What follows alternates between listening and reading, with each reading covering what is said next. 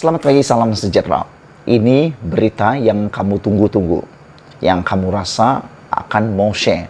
Saya yakin dan saya pasti. Oleh sebab itu, teruskan menonton rakaman ini sehingga ke akhir supaya Anda tahu apa kandungannya. Tolong bantu saya untuk mengembangkan channel ini dengan menekan butang subscribe. Tekan butang subscribe itu percuma.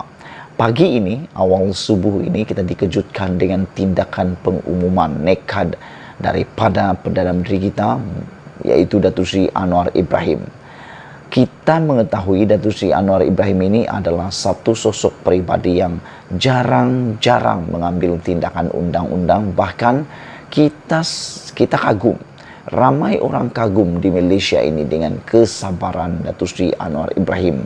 Beliau bukan orang yang cepat melenting, yang cepat merengek, yang cepat membuat keputusan menyaman dan sebagainya.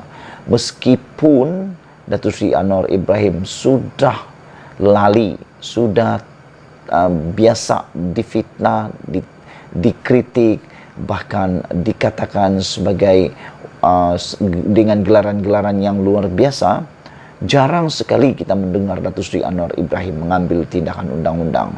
Tetapi kali ini, yang seperti yang kita harap-harapkan, tapi kita tidak pernah jangkakan. Saya secara pribadi tidak menjangkakan Datuk Seri Anwar Ibrahim akan mengambil tindakan nekat ini. Karena pada pendapat saya, beliau ini adalah orang yang sabar. Tidak pernah cepat merengek, cepat membuat keputusan untuk mau menyaman atau sebagainya.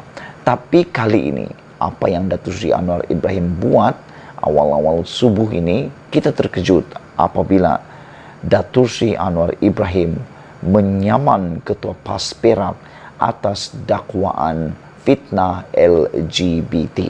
Nah, kan Datuk Seri Anwar Ibrahim selalu dikaitkan dengan LGBT. Ada saja. Ada yang konon yang mengatakan Datuk Seri Anwar Ibrahim terlibat menyokong dan sebagainya LGBT. Datuk Seri Anwar Ibrahim sudah lama digelar-gelar seperti itu, tapi dia tidak pernah mengambil tindakan kerana beliau seorang penyabar. Tapi akhirnya kali ini beliau benar-benar ambil tindakan nekat, mahu memperlihatkan supaya Malaysia tahu benar Datuk Seri Anwar Ibrahim tidak akan dibuli lagi dengan segera menyaman Ketua PAS Perak atas dakwaan LGBT tersebut. Anwar Ibrahim memfailkan saman fitnah terhadap Ketua PAS Perak Razman Zakaria berhubung dakwaan bahawa Presiden PKR itu akan mempromosikan agenda LGBT, membenarkan perkahwinan sejenis dan menyokong agenda komunis. Saman difailkan di Mahkamah Tinggi Taiping yang mengeluarkan saman supaya Razman hadir di mahkamah. Beliau diberi tempoh 14 hari untuk berbuat demikian. Anwar menuntut ganti rugi dan memohon injuksi bagi menghalang Razman mengeluarkan kenyataan berunsur fitnah lagi terhadap dirinya.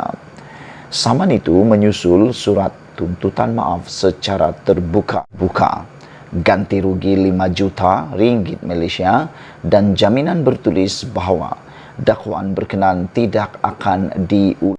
Peguam Anwar iaitu SN Naya sebelum ini berkata, dakwaan Razman membayangkan Anwar telah menyalahgunakan kuasanya sebagai ahli parlimen adalah penipu, pengkhianat, hipokrit dan bukan seorang Muslim yang baik.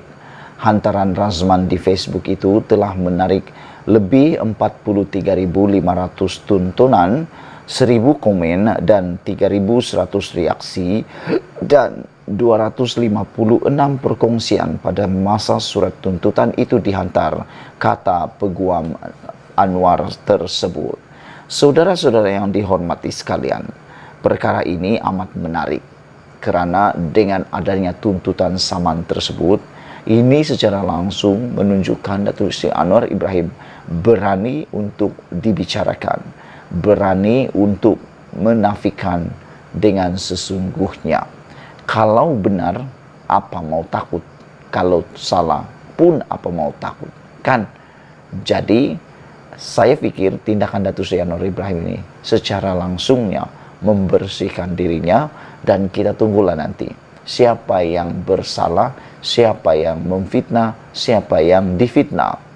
Sebagai tambahan kepada perkara tersebut, kita juga tertarik dengan tindakan Datuk Seri Anwar Ibrahim yang juga Perdana Menteri kita nekad untuk mengarahkan supaya kontrak projek 5G di Malaysia disemak semula kerana tiada ketelusan tender. Wow, ini benar-benar menarik perhatian kita apabila baru saja Datuk Seri Anwar Ibrahim menjadi Perdana Menteri, sudah banyak perkara yang dia lihat di dalam kepimpinan sebelum ini yang cacat celanya perlu diperbaiki.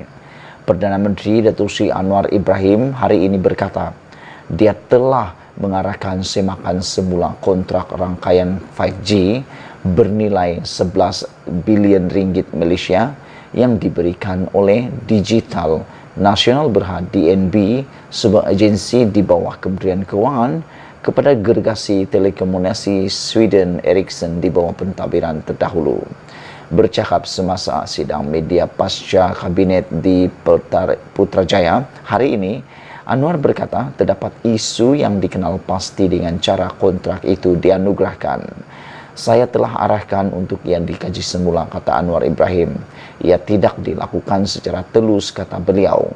Tidak ada proses tender yang betul.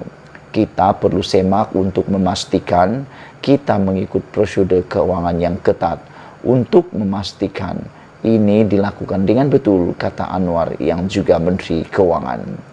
Hadir bersama ialah Menteri Komunikasi Digital Fahmi Fadzil yang sebelum ini mengadakan sidang media di kementeriannya. Pernah dianggap sebagai pengkritik lantang projek berkenaan, Fahmi berkata dia masih belum diberi taklimat mengenai kemaskini terbaru, tetapi tidak sabar untuk berjumpa dengan wakil dari DNB. Saya tidak sabar untuk bertemu dengan wakil dari DNB untuk memahami situasi semasa, kata beliau. Saya mahu mendengar terus daripada DNB, kata Fahmi ketika ditanya mengenai pendirian semasanya. Sebelum ini, dia pernah meminta jawatan kuasa kira-kira wang negara untuk mengkaji semula projek itu atas dakwaan percanggahan dalam terma kontrak. Fahmi juga menjelaskan bahawa Majlis Komunikasi dan Multimedia Malaysia MCMC di bawah bidang kuasanya hanya bertanggung jawab ke atas pengedaran spektrum. Mengenai isu pengagihan spektrum, apapun sentimen peribadi saya sebelum ini, keadaan sekarang ialah saya menteri yang bertanggung jawab. Jadi itu sesuatu yang saya perlu rujuk kepada kabinet dan dapatkan beberapa arahan, katanya. Menjawab kebimbangan awal yang dibangkitkan di Parlimen, Ericsson pada Mac lalu berkata, ia telah memenuhi semua prosedur standard untuk mendapatkan urus niaga secara merit melalui tender terbuka. Gergasi telekomunikasi multinasional Sweden itu juga berkata, ia komited untuk memastikan rangkaian DNB menjadi yang terbaik di rantau ini. Sekian dulu untuk hari ini. Jangan lupa tinggalkan komen Anda. Sila tekan butang subscribe. Malaysia kita punya, kita jaga sama-sama. Cintai Malaysiaku. Bye-bye.